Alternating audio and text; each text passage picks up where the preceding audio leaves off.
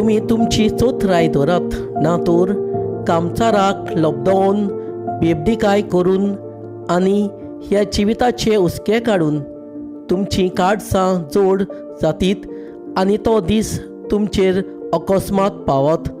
आख्खे पृथ्वीचेर आसलेल्या सगळ्या मनशांचेर फास कसो तो येतलो.